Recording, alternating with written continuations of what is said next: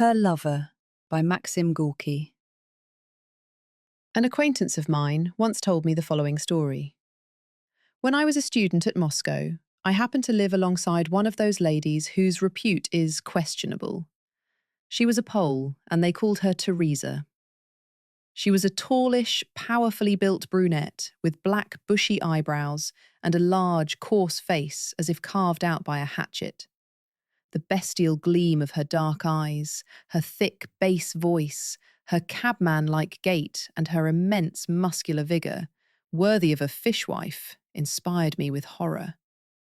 I lived on the top flight, and her garret was opposite to mine. I never left my door open when I knew her to be at home. But this, after all, was a very rare occurrence. Sometimes I chanced to meet her on the staircase or in the yard, and she would smile upon me, with a smile which seemed to me to be sly and cynical. Occasionally, I saw her drunk, with bleary eyes, tousled hair, and a particularly hideous grin. On such occasions, she would speak to me. "How do you do, Mr. Student?" And her stupid laugh would still further intensify my loathing of her. I should have liked to have changed my quarters in order to have avoided such encounters and greetings. But my little chamber was a nice one, and there was such a wide view from the window, and it was always so quiet in the street below. So I endured.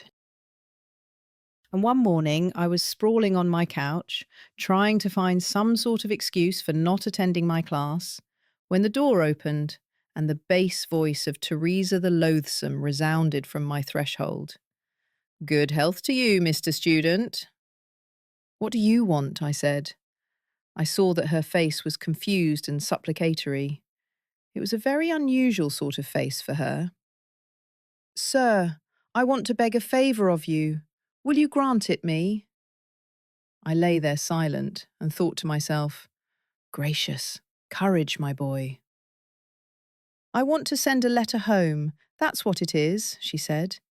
Her voice was beseeching, soft, timid. "Deuce take you," I thought. But up I jumped, sat down at my table, took a sheet of paper and said, "Come here, sit down and dictate." She came, sat down very gingerly on a chair, and looked at me with a guilty look. "Well, to whom do you want to write?" "To Boleslav Kashput, at the town of Sviepsiana, on the Warsaw Road." "Well, fire away." "My dear Bowles, my darling, my faithful lover, may the Mother of God protect thee. Thou heart of gold, why hast thou not written for such a long time to thy sorrowing little dove, Teresa?" I very nearly burst out laughing. A sorrowing little dove? More than 5 feet high, with fists a stone and more in weight, and as black a face as if the little dove had lived all its life in a chimney and had never once washed itself. Restraining myself somehow, I asked, "Who is this Bowles?" "Bowles, Mr. Student," she said, as if offended with me for blundering over the name. "He is Bowles, my young man." "Young man? Why are you so surprised, sir? Cannot I, a girl, have a young man?" "She? A girl? Well." "Oh, why not?" I said. "All things are possible. And has he been your young man long?" 6 years. "Oh ho," I thought. "Well, let us write your letter. And I tell you plainly that I would willingly have changed places with this Bowles if his fair correspondent had been not Teresa, but something less than she."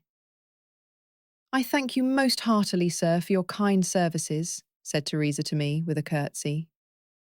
"Perhaps I can show you some service, eh?" "No, I most humbly thank you all the same."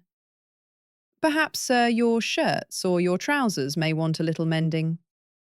I felt that this mastodon in petticoats had made me grow quite red with shame, and I told her pretty sharply that I had no need whatever of her services.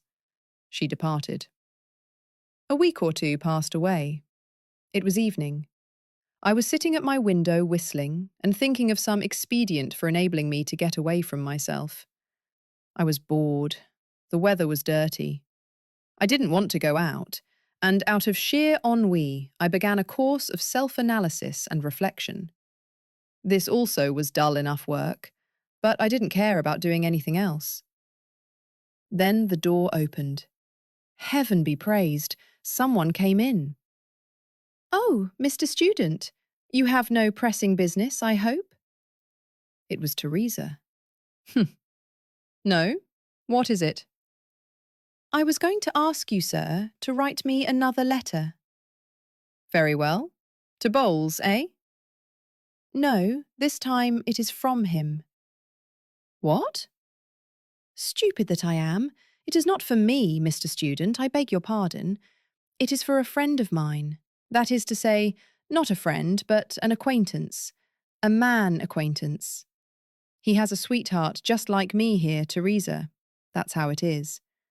Will you, sir, write a letter to this Teresa?" I looked at her.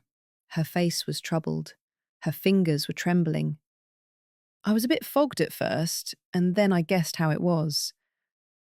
"Look here, my lady," I said. "There are no Bowleses or Teresas at all, and you've been telling me a pack of lies. Don't you come sneaking about me any longer. I have no wish whatever to cultivate your acquaintance. Do you understand?" And suddenly she grew strangely terrified and distraught. She began to shift from foot to foot without moving from the place, and spluttered comically, as if she wanted to say something and couldn't. I waited to see what would come of all this, and I saw and felt that, apparently, I had made a great mistake in suspecting her of wishing to draw me from the path of righteousness.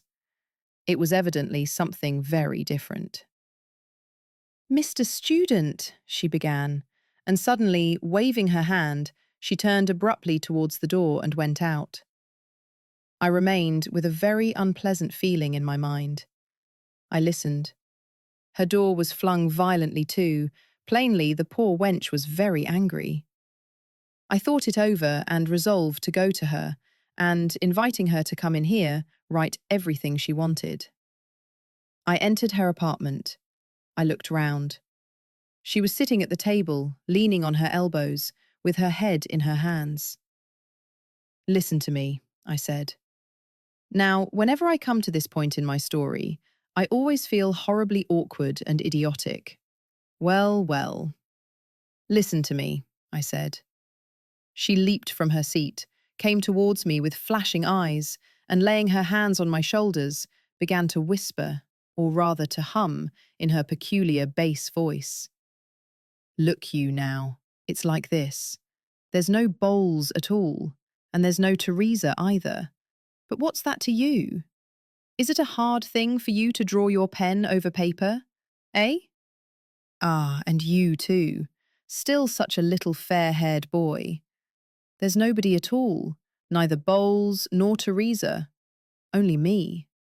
There you have it, and much good may it do you." "Pardon me," said I, altogether flabbergasted by such a reception. "What is it all about? There's no Bowles, you say?" "No, so it is." "And no Teresa either?" "And no Teresa. I'm Teresa." I didn't understand it at all. I fixed my eyes upon her and tried to make out which of us was taking leave of his or her senses. But she went again to the table, searched about for something, came back to me and said in an offended tone, "If it was so hard for you to write to Bowles, look, there's your letter, take it. Others will write for me." I looked. In her hand was my letter to Bowles. Phew. "Listen, Teresa, what is the meaning of all this? Why must you get others to write for you when I have already written it and you haven't sent it?" "Sent it where?" "Why, to this Bowles." "There's no such person." I absolutely did not understand it. There was nothing for me but to spit and go. Then she explained.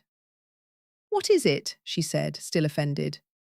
"There's no such person, I tell you." and she extended her arms as if she herself did not understand why there should be no such person. But I wanted him to be. Am I then not a human creature like the rest of them? Yes, yes, I know, of course. Yet no harm was done to anyone by my writing to him that I can see. Pardon me, to whom? To Bowles, of course. But he doesn't exist. Alas, alas. But what if he doesn't? He doesn't exist, but he might. I write to him, and it looks as if he did exist. And Teresa, that's me, and he replies to me, and then I write to him again. I understood at last. And I felt so sick, so miserable, so ashamed somehow. Alongside of me, not 3 yards away, lived a human creature who had nobody in the world to treat her kindly, affectionately, and this human being had invented a friend for herself. Look now, you wrote me a letter to Bowles, and I gave it to someone else to read it to me. And when they read it to me, I listened and fancied that Bowles was there. And I asked you to write me a letter from Bowles to Teresa, that is to me. When they write such a letter for me and read it to me, I feel quite sure that Bowles is there, and life grows easier for me in consequence. Deuce take you for a blockhead, said I to myself when I heard this. And from thenceforth, regularly, twice a week, I wrote a letter to Bowles, and an answer from Bowles to Teresa. I wrote those answers well. She, of course, listened to them and wept like anything, roared, I should say, with her bass voice. And in return for my thus moving her to tears by real letters from the imaginary Bowles, she began to mend the holes I had in my socks, shirts, and other articles of clothing.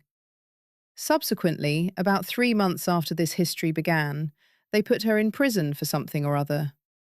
No doubt by this time she is dead. My acquaintance shook the ash from his cigarette, looked pensively up at the sky, and thus concluded.